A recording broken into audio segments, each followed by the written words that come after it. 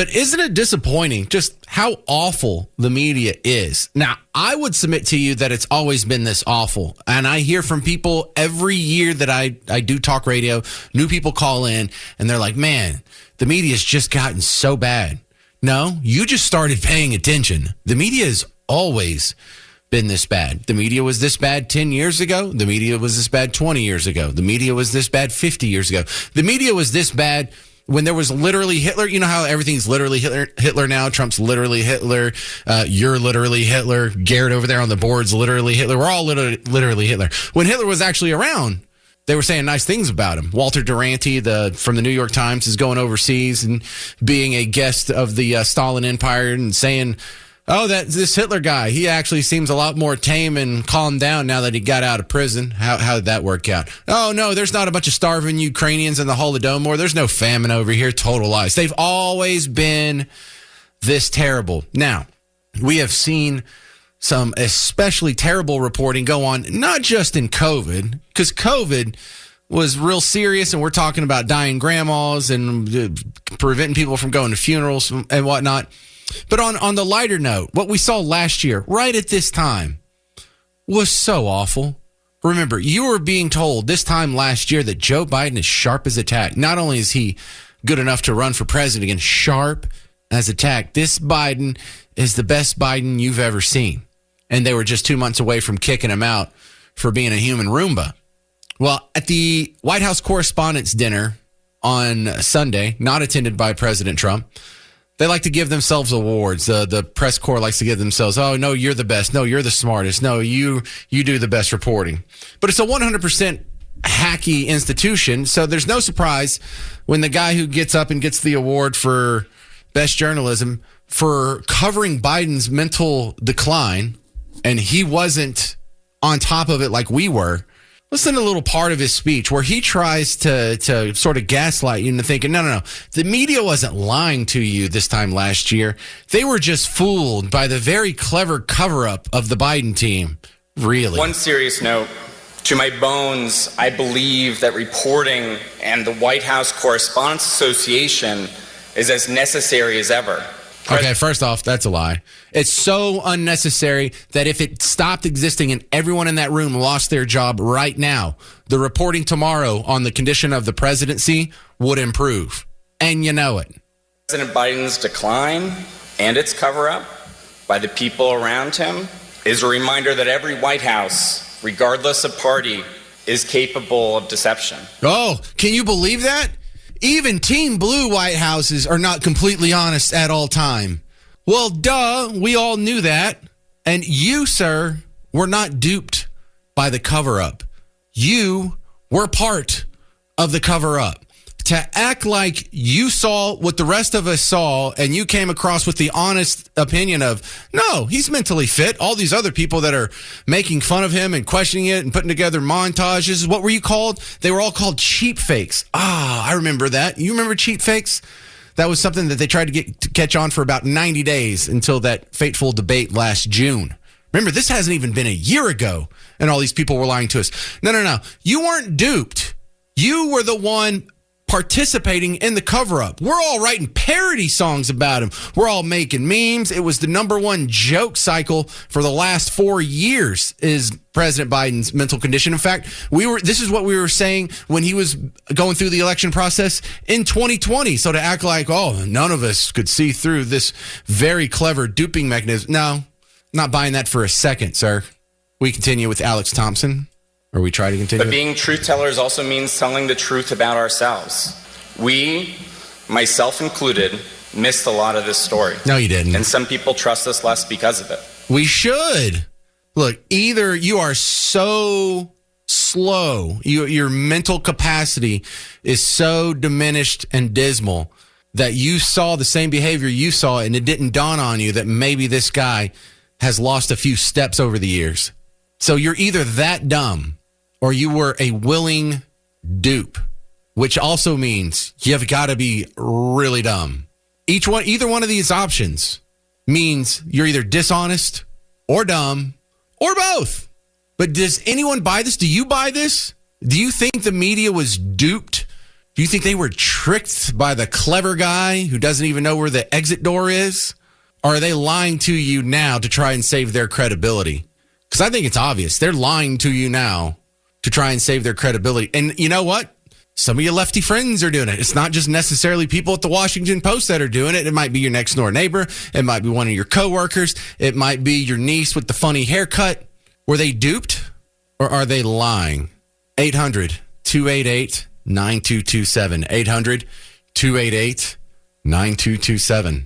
I'm James Parker. It's News Talk 820 WBAP, now on FM at 93.3. The media is trying to rewrite the recent history because up until last year, they were lying to you about a lot of things and they're being exposed. Number one, this all got kicked off because the guy who won the award from the White House Correspondents' Dinner for the reporting of the year, whatever, Alex Thompson, went up there and gave this crazy speech. I mean, it's total gaslighting, just revision of history. It's what gaslighting means, really. Where, oh my goodness, can you believe we were duped so bad by the Biden administration? No, sir, you weren't duped. You were part of the cover-up. You were one of the liars. Here, listen to this other clip from the speech. But being truth tellers also means telling the truth about ourselves.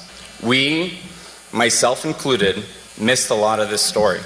And some people trust us less because of it.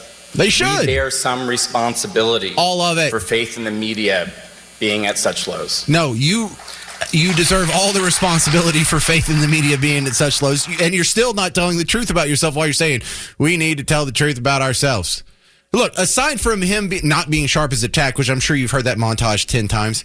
Remember this time last year, this was put together by, I think it was Grabian again, where the media was saying Biden can't close the border. Now, we know a year later that when the monthly crossings for last month, for March, went down from 300,000 before Trump got in office in 1 month to 7,000 in 1 month without anything done by Congress or any outside powers, just the actions of the president himself. We all know now this is another lie that they were telling just this time last year, that Biden can't close the border on his own. The idea that he could just close the border, we all know that's not true. Republicans keep saying Biden doesn't need Congress. He can stop what's happening at the border all by himself. Can you fact check that for us? Because we here all know that's not true. Republicans have been saying, largely wrongly, right, is saying that the president can close the border unilaterally on his own. The president actually doesn't have the authority under law to do that. There's only so much President Biden can do with executive action, and he did try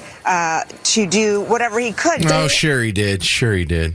So either they're dupes or they're liars. Which is it? 800-288-9227.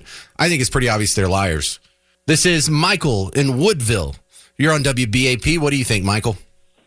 I think people need to start thinking that Biden didn't have anything to do with anything. It was Obama's administration 2.0. I hear a lot of people say that, but also remember when Obama was in power, that's what people were saying about Obama. He's not really in power. He is just the figurehead that the puppet masters have installed there. Well, that's called the deep state, isn't it? There you go. But that means that Obama is not the puppet master now. That means there is an entrenched bureaucracy, a machine that remains behind the scene no matter who the front figure is. So I think you're giving Obama too much credit. He was little more than the current puppet for 8 years for the machine that was there before him and stayed after him. Yeah, you're right about that. But the media swooned over Obama, and nobody will talk about him because, I don't know, it's like they're afraid to say anything about him. About who, Obama? Yeah. Oh, well, we say a ton, but don't ever expect ABC, NBC, CBS. Look, that's the whole point that we're talking about this, is they're not even admitting that they're biased. They're not even admitting that they get all these very important top-line stories wrong. You know, it's not like they got it wrong, like who is going to win the Super Bowl. This is pretty verifiable stuff. Biden was not mentally capable to be a president again. Apparently, the president can close the border without significant action from Congress. This was all in his control. Jussie Smollett was not a victim of a hate crime. That was Hunter Biden's laptop. I mean, it's almost every big story that has any sort of political overlap that gets wrong. Like almost every story. Steve Granberry, you're on WBAP. What do you think? Yes, sir. Really all we have to do is nothing. Absolutely nothing. Let those people try to save face like they do every time, like they have always done since the beginning of the Democrat Party. They tell them themselves. All we have to do is report the facts and let them talk. It's kind of like Hillary Clinton. She opens her mouth, a lie comes out. It's that simple. So, let me tell you my problem with that, Stephen Granberry. I don't want to be proven right 5-10 years later, because in the meantime, there's a bunch of dumb people out there, or people who are just easily influenced, who don't dig deep into the news or headlines or whatever, and they just see that all their friends seem to agree, and all the people on TV seem to agree, and my favorite actors seem to agree, and my favorite musicians seem to agree, and my college professors all seem to agree that Democrats are the good people and Republicans are the bad people. So they'll just go with that. We can't live like that. We have run ourselves into $38 trillion in debt, waiting to be proven right 5 to 10 years later. In the meantime, if we don't do something about it now, we're going to get clocked in the midterms, and our only success will be this small little 18-month run. That is true, but when I say all we have to do is nothing, what I mean is if we continue to report the facts like we do, and we stay on top of everything, then they're going to get hammered come voting time, because the truth will always come out. Okay, I'm sorry. I jumped on you a little too soon. You're absolutely right, Steve. Okay. And Steve, I think what we need to be encouraging other Steves and other people out there who are listening is, don't discount the power that you have. If you're like, oh, well, I only have like 900 followers on Twitter or Facebook or whatever, well, that's something, but also work that up. Get a few thousand followers. Be your own little brand. And if we have 1,000, 10,000 small little brands like you are going to have far more influence than Rachel Maddow has. Is that what you're getting at, Steve? Yes, sir, absolutely. And man, we got them on the decline right now. We cannot take our foot off their throat at all, because we are way up on top of it. They cannot get away with anything. And as long as we stay on top of that and report the facts and don't ever let them get away with anything, then they'll stay down until they see that they're crushing themselves. They're cutting their own throat at every turn. Good stuff. Thank you very much, Stephen Granberry. Let's do Martin in Euless. Is the media, were they duped or were they lying to us, Martin?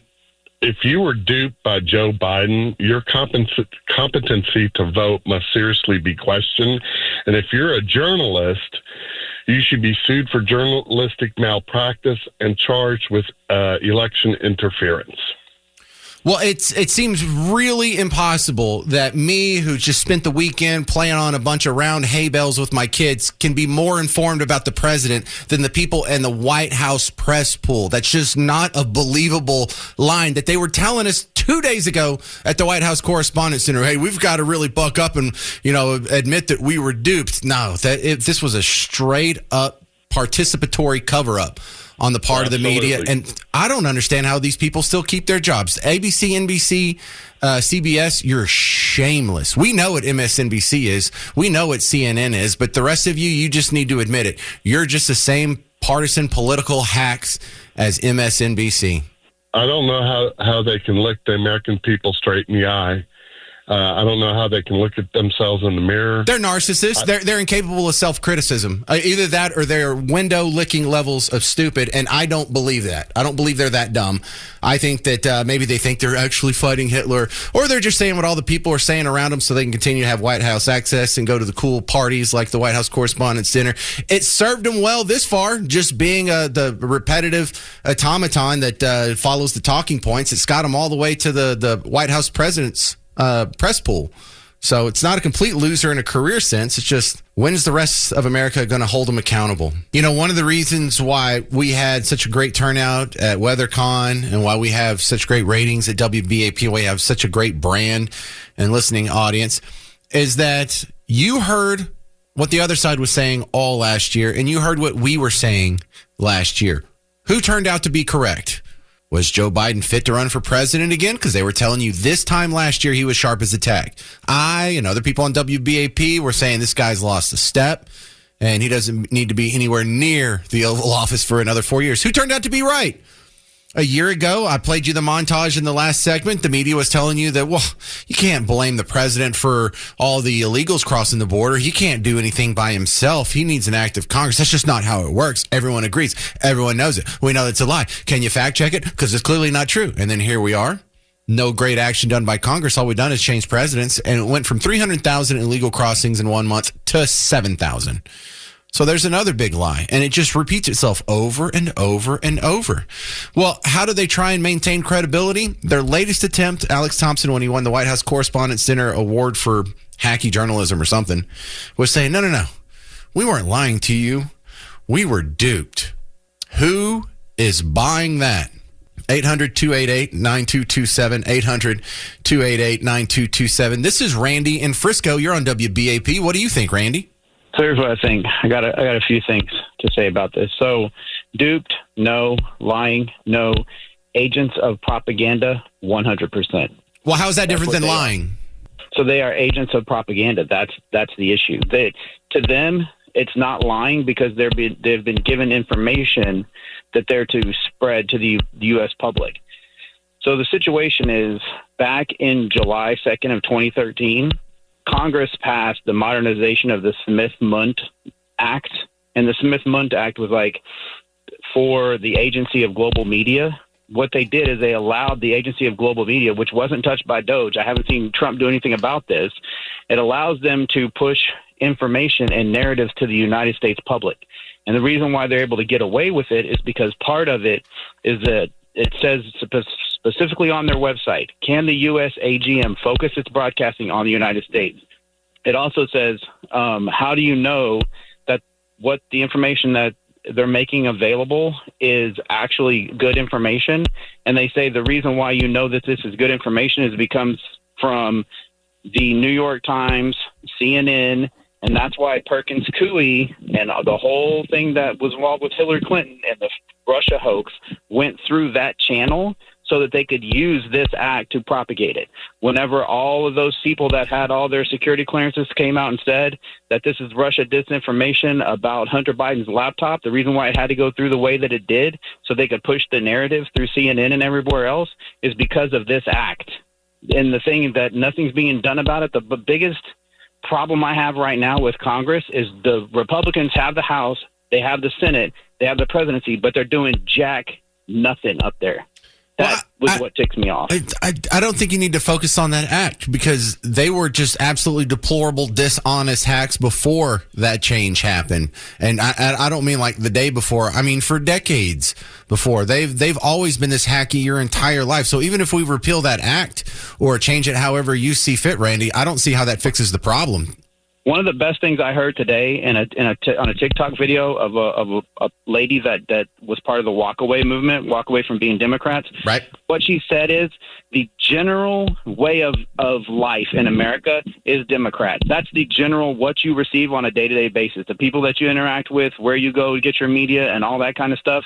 What is hard for people is that in order to be informed and in order to move, you have to help plant seeds as informed individuals as we are, and then they have to understand that it's a chore, it's a job to be well informed and to know what's going on and to not be lied to, because you have to DYOR, do your own research on everything. You know, I feel just give it like carte blanche. I feel like you have the experience of someone who lives in a big city, because out in the country, the life is not like what you described, where things are just Democrat and the Democrat thought process reigns supreme, and we're all just kind of living under that shell.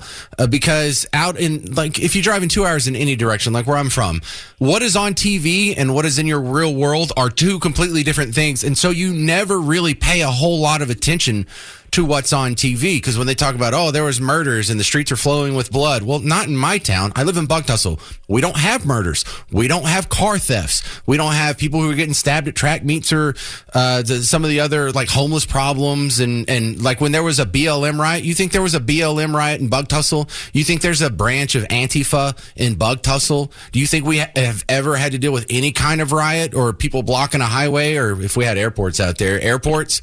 No, it's so I think what you're describing is really just a problem with people who live in big metropolitan areas. And that was her perspective from a lady that was in the industry living in L.A. She's like, living in L.A., this is what I've experienced in my life.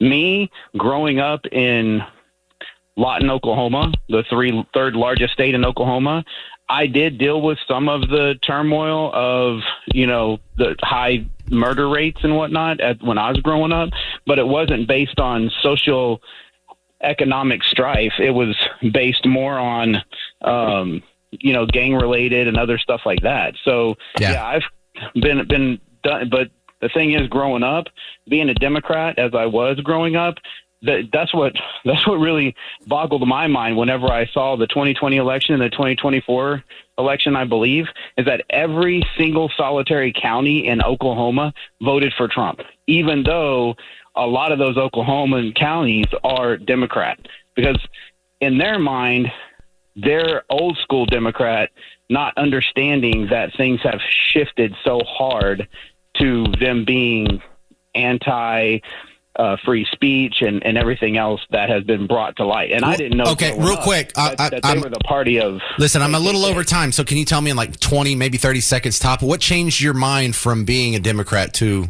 Team Red?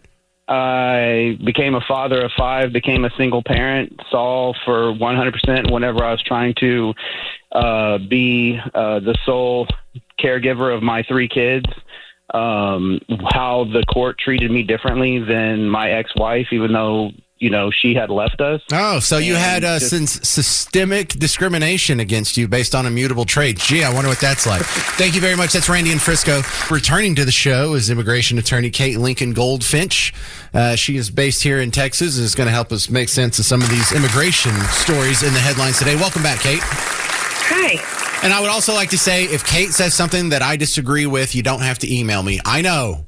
But I know, right? People get shocked. Oh my goodness, y'all disagree. What happens? Happens all the time. So Kate, you're a good person to talk to in the light of these stories where the headlines make it sound like we're just taking minor children and sending them to other countries. But the 3 citizens that were deported with their moms out of Louisiana. So the situation around that has a lot of people asking, what are the options for an illegal immigrant who faces deportation, but they also have a child in their care that is a citizen? They do have the option to decide whether to take them with, to take the child back to their home country or to leave the child here in the care of someone else. I think what is egregious about these instances that are coming out in the media is that, for example, there was one 4-year-old child who was receiving, treatment for stage 4 cancer here in the United States. And then there was another child who's a 2-year-old whose father is here in the United States, and he didn't agree with the decision to have the child deported. So I think in both of these instances, what it highlights is the swiftness with which the Trump administration is carrying out deportations. And this is, a theme in a lot of these other actions that they're taking, where they're not slowing down for, what we would call due process or a court proceeding.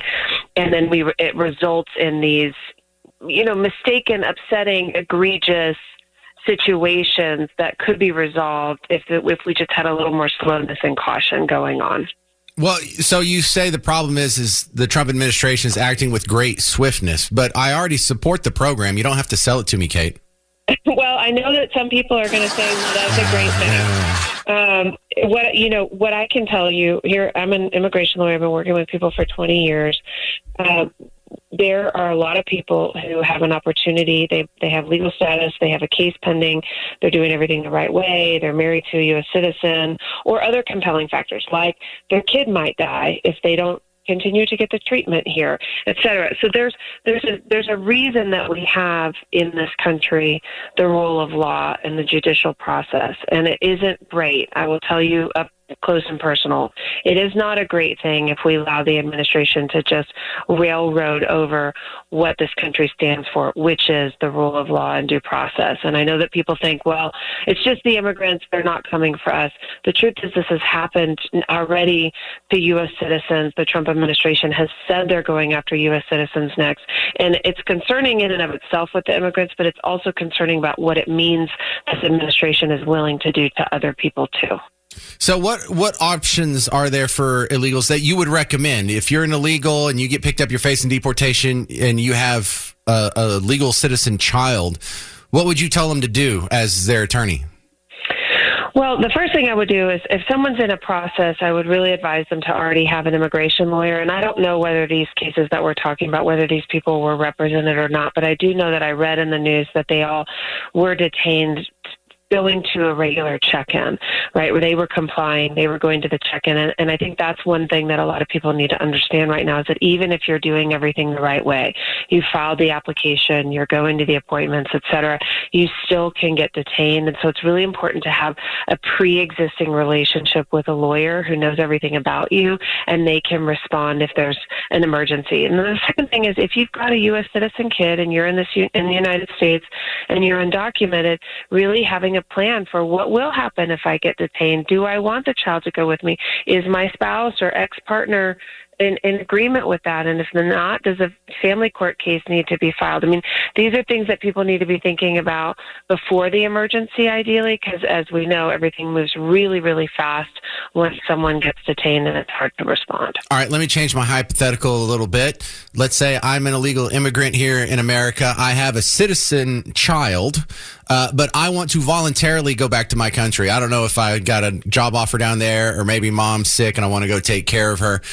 What do I do in that instance? There's got to be extra complications with our citizenship mismatch. No, that child born in the United States would be a dual citizen of their home country, presumably the parent's home country and the United States. So generally leaving with a child is not the difficulty unless there's a custody agreement over that child. So let's say mom and dad have separated and there's a custody arrangement. Well, the family court system in the United States is not going to permit a child to go out of country in that situation. But presuming the parents are in alignment, leaving with the child does not tend to be a difficulty as long as there's a valid passport from some country. All right, I'll let you go so you can go back to watching the rest of the Trump speech just now. But this is Kate Lincoln Goldfinch, an immigration attorney on the James Show. You can find her online, Lincoln Goldfinch, like the bird, law. Right? Did I get that right? Yeah. Thank you, Kate. She just says the bird thing most of the time. But yeah, Kate Lincoln Goldfinch. Thank you to everyone who came out to WeatherCon. And when we were trying to guess, it was probably around, 1,000 people? It's hard to tell because it was an event that happened on Saturday for 4 hours, and a bunch of people came and left and came and left and came and left. But I think the unofficial count is somewhere around 800 to 1,200 people went through. And I think they all got a pretty good deal there. Number one, because it was free. And that's thanks to, it wasn't of no cost. Just the cost was covered by Blue Ribbon Roofing and the Mullen & Mullen Injury Law Firm. So a round of applause for the two event sponsors.